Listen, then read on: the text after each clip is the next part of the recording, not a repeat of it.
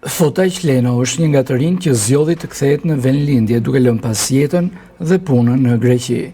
Pas vite emigrimi, ai u kthye në Vithkuq të Korçës për të marrë me blegtori, duke ndërtuar një nga fermat më të mëdha në juglindje të Shqipërisë. Në fermën e tij, Fotajqi mban rreth 200 krerë dele në sezonin e verës, duke u përqendruar në prodhimin e mishit dhe të qumshtit. Megjithatë, ai pranon se kthimi nuk ka qenë i lehtë, investimet janë të mëdha, ndërsa kthimi financiar është i vështirë.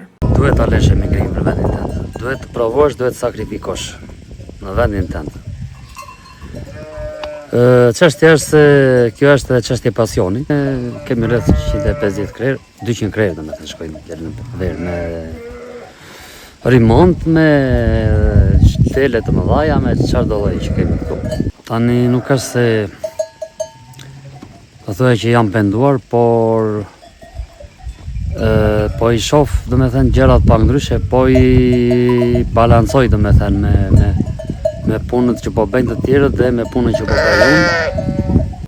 Pavarësisht sfidave, Fotajqi ka një mesazh të qartë për të rinjt që jetojnë në emigrim. Nëse janë mirë atje ku janë, nuk jo bëj thjesht të kthehen. Nëse nuk janë mirë dhe vuajnë thjesht për të paguar qirat apo për të mbijetuar në Vithkuq, aty ku po jetojnë, s'mund ta them se gjatë.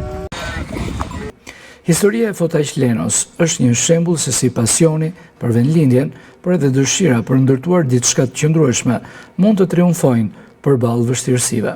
Kthimi në vendin tënd nuk është gjithmonë i lehtë, por kur brenda tij është mbjell dashuria për tokën dhe traditën, çdo përpjekje merr një kuptim më të madh.